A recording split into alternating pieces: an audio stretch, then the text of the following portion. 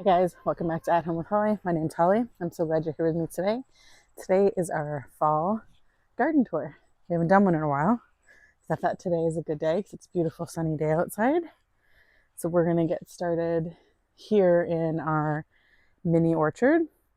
So we are in Northwest Ohio, Zone 6, and it is the first week of October.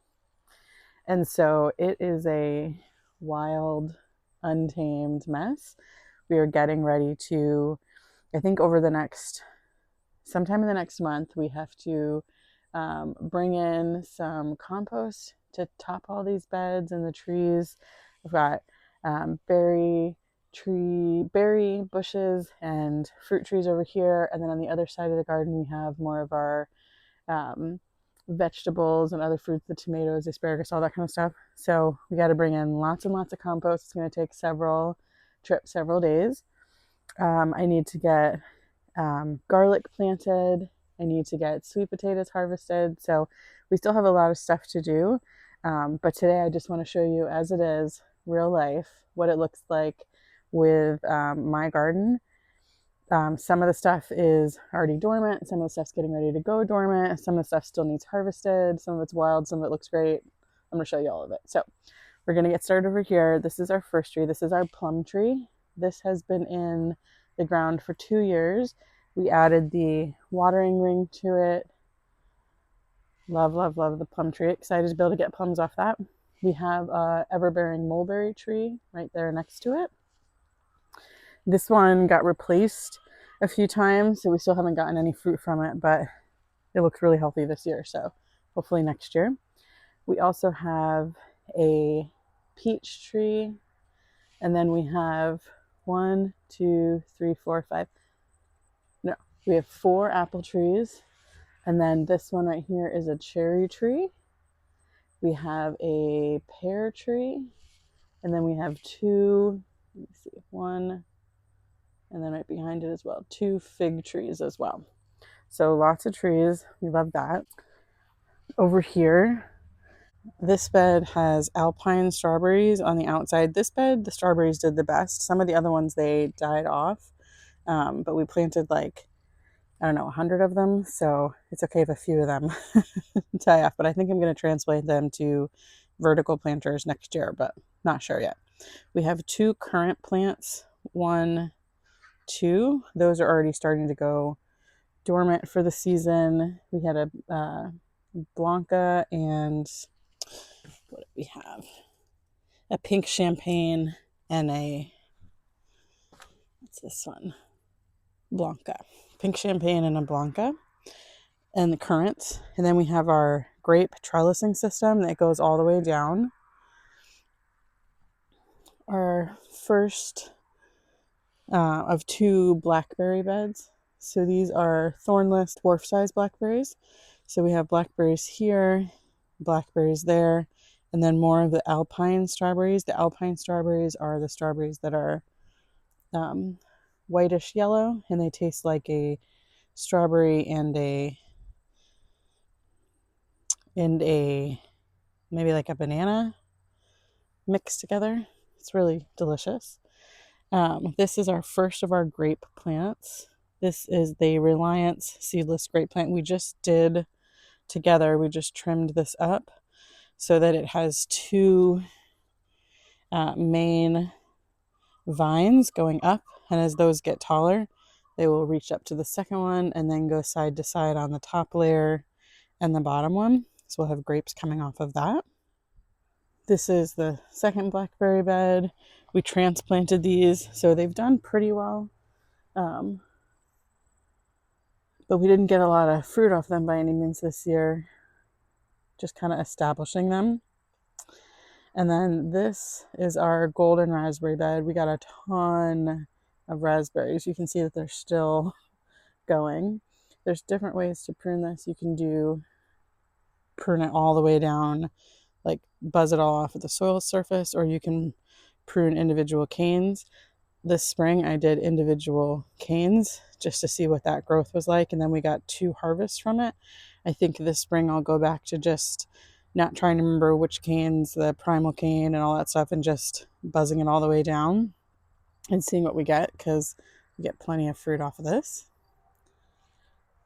This is our second grape plant.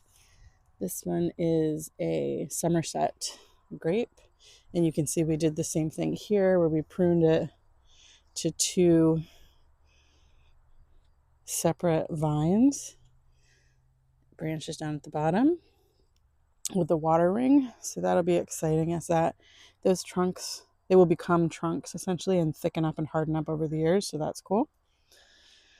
Then this next bed has blueberries in the middle and strawberries around the outside. This has pink lemonade blueberries, and I think jelly bean variety is the second one. This next bed had 2 types of blueberries in the middle. I think these were North Country or North Star, I forget how you say it, blueberries. They didn't do quite as well. So we're definitely going to feed them up, fertilize them really well with some organic fertilizer, and get them loaded in with some compost and see how they do better next year. I'm also going to take all of these strawberries out of here because I think they were fighting for space and nutrition. This is the sunflower that a volunteer sunflower that a bird planted here, and it was glorious. That's all that's left after some windstorms. So I'm going to remove that head and save the seeds, plant it again. Here is our next grape plant, which is a Marquis seedless grape. And again, we have the 2, they're getting tangled up. We have the 2 separate, what will be kind of trunks going up. So that's exciting. We'll prune those more this winter. And then we have 2 more blueberry plants. Some are doing better than others. Some more strawberry plants that died. We had a severe drought and some of them made it and some of them didn't. That's okay. I didn't need all of them. This is our newest blueberry plant that we planted together, and this one gets a little bit larger. So this is by itself in this bed, which is fun. Coming from this blueberry plant, you can see we have all of our dwarf fruit trees planted. Some of them were planted a couple years ago, the larger ones. Some of them we added in this year or replaced. And then the fig trees we added in as well. They die back every year, so they don't get huge. And then you can see, of course, going this way, we have our 2 pink flowering dogwood trees, our chicken coop, and our other side of our garden over there. We have our living fence, our 20 arborvitae that create a little bit of a buffer between my property and the school, which has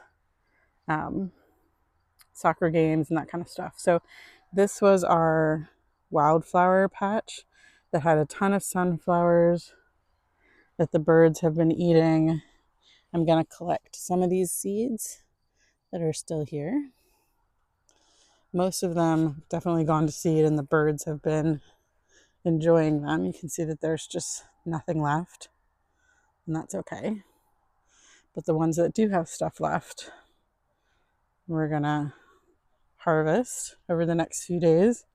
We still have some zinnias, but most of our sunflowers have been enjoyed by the birds.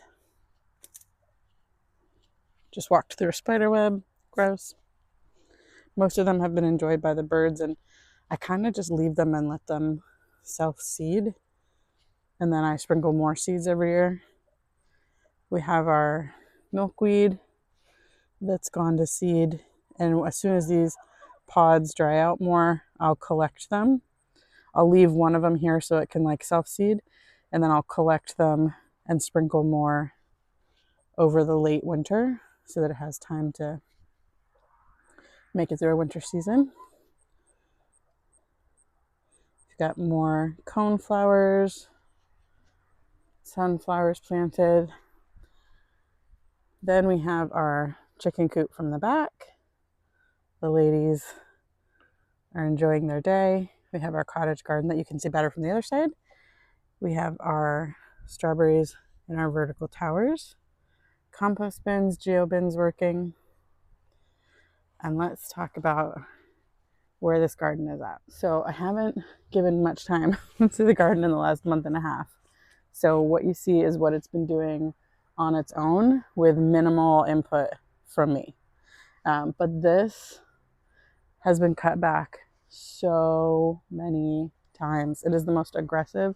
There are 2 birdhouse gourds plants planted here, and I don't know how a person would ever need more than one. So aggressive. It's been cut back so many times. So definitely get your money's worth with this one. So this is Olivia's bed. It has the birdhouse gourds. It has a little bit of snapdragon left over, a ton of these like French sparkly marigolds. It has some of the zinnias still left, and you can see that the gourds are grabbing the other bed. We had a really severe windstorm, and so a lot of these cages and the tomato stakes and stuff have all fallen over. But it's almost time to take these things down, and I can build stronger, better systems for next year. So I'm just leaving them where they are right now. But you can see the straw flowers, which have gone to seed.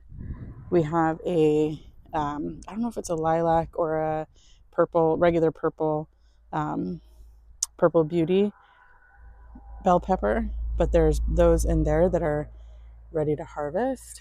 Inside this cage, we have our Brussels sprouts as a brassica cage to protect it from the cabbage moths that are really bad here. So there's kale and Brussels sprouts inside there. More flowers are inside here. And then this is our first of our sweet potato pots. And I'm excited to dig into those in a few weeks. We'll probably harvest those right after our first frost. We have 1, 2, 3, 4, 5 of the sweet potato pots. So that's going to be fun. This bed had some sunflower Steve sunflowers at the end that I'm going to harvest some of the seeds off of. I've been letting the birds enjoy them. And then this has our paste style tomatoes, our second planting of tomatoes. So it has Roma, San Marzano, are all in here. And the San Marzano that I planted here are semi-determinate. So they don't need a 10-foot stake, but they will keep growing more. Unlike Romas that are determinate that you get like one big flush, these you'll get a couple flushes off of. So, but this particular variety that I got from MI Gardener, I tried doing it up a stake last year and in years previous, and it grows more bush-like than that. So this is a whole bunch of beautiful zinnias. We've collected a ton of seeds. There's still more to collect and some more beautiful bouquets to make, I think. And that bee is enjoying itself. We do have a whole bunch of ground cherries. You can see them everywhere. Normally I just eat the ground cherries as a snack, is what I just do is eat them. But this year I've actually been remembering to freeze them. And I'm going to see about making some sort of jam or jelly or preserve them some kind of way besides just eating fresh. So, and then in this next bed over here, we have more tomatoes. So this bed has some marigolds that are spent. It has a ton of basil and then lots of tomatoes. And I have just been kind of letting these go crazy. I did come back and hack a lot of them back a few days ago, just because it's October. There's only so much time that we have left, and I don't really need, 7 more weeks of tomato blossoms forming. So, but these are very, very, very prolific, especially this cherry tomato. I think this was, I'll have to check which one this was, but there's bushels of tomatoes that have come off of these plants. So, but it's at that point in the season where they're starting to get a little bit of blight. They're starting to get a little bit cruddy. So at this point, we're just, a lot of the times when they're blushing, I'm bringing them inside and harvesting them when they're blushing, and then bringing them inside and just letting them ripen on the counter and kind of pureeing them up and freezing the puree, or just freezing them whole, really, so that I can deal with them later. We've already made, marinara and salsa and all the things we're going to be making from them. So at this point, I'm freezing the puree and just making extra batches of pizza sauce or marinara or what have you, I am going to harvest a lot of these herbs in the next 2 weeks and make some herb salts before the frost kills them, because I think that would be a really fun thing to give to my family this Christmas. So we have, I think, 20 different varieties of tomatoes, and I can link the tomato video when we planted them all together, but I think we've got 26 different varieties of tomatoes in here, all indeterminate. Some of them slicers, some of them paste, some of them cherry, some of them in between. So this has been a really fun year to see all the different flavors and try to find our favorite tomato, because I don't love tomatoes fresh. I just love the tomato product. So this has been a year trying to find our perfect tomato. And I think one of the orange cherries was probably one of my favorites, but we'll see. We'll see at the end of the year if they make the best sauce or not too. So after this tomato bed, at the end of the tomato bed, we also have tomatillos. I'm probably gonna take those plants out at this point because I've made salsa verde, I've donated, I've done all the things I'm going to do with those tomatillos, and they are still producing like crazy. So definitely going to take those out. Then in this bed, we have our worm bin, our sub-pod worm bins for vermicomposting. We also have our perennial herbs. We've got thyme, oregano, we have some garlic chives, and then some parsley and stuff. So all the things that we can use for our herb salt. And then this was supposed to be baby corn. And I don't know what happened, but this looks like real big sweet corn. And I know that it came from the baby corn packet. So I don't know what I did, but this was supposed to be baby corn. It is not baby corn. So I'm going to harvest them in the next week or so to see what it tastes like and what it is. But this was supposed to be baby corn. And then if you look down here, that one ear is supposed to be baby corn, and all the little ears, little stalks behind it was supposed to be regular sweet corn, an early maturing variety. And I must have mixed them up because the corn that I harvested off of the little stalks was smaller, but it wasn't like baby corn small. It was just smaller ears of corn. I don't know what happened. It tasted good, but it wasn't baby corn. So we'll see. So after the baby corn, not baby corn bed, we have a pepper bed, and I'm definitely going to, I know you can overwinter pepper plants. It's not something I really want to get into because we have a long enough growing season that I can get a really good harvest off of them. And I like planting different varieties every year, so I don't really want to overwinter them, but we have had an amazing pepper year. The hot, dry, drought weather, our peppers were really happy. So I've donated, I've made pepper jelly, I've done all the things, I've frozen them. I'm satisfied. So I'm going to do one final harvest, cut down the pepper plants, and be done. But we do have 2 extra kinds of tomatoes in the end of the bed as well, and they were good. They were really good too. We've gotten our fill of tomatoes, peppers. We're ready to transition to that fall garden. So after our pepper plants, this was our last planting of lettuce that we did. Some of it has started to bolt, some of it is still good.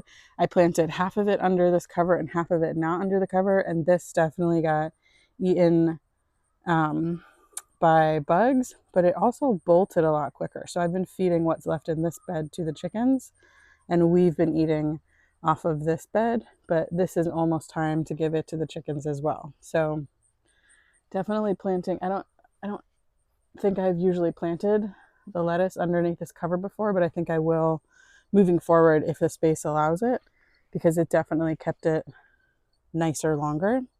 There's some Brussels sprouts under here.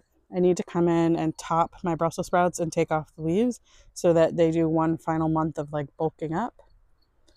We did have melons and cucumbers and stuff on all of the trellises. Those have long since been finished. We do have a celery plant that needs fed to the chickens.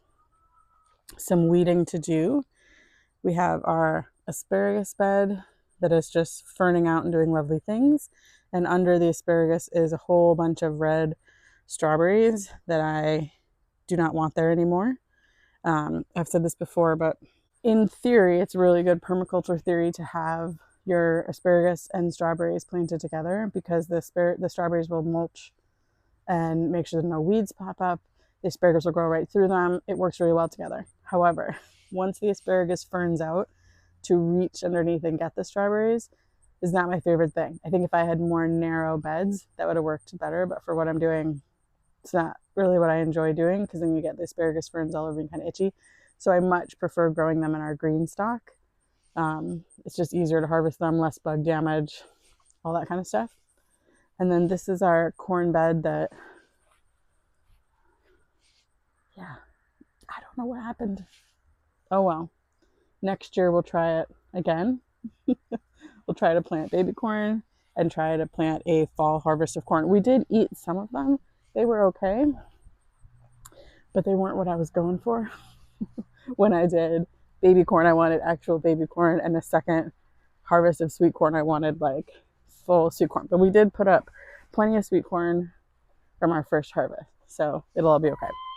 And then this is the last little bit is our cottage garden area. So we have our 2 green stalks, one on this side and one on that side of the chicken coop that is full of strawberry plants.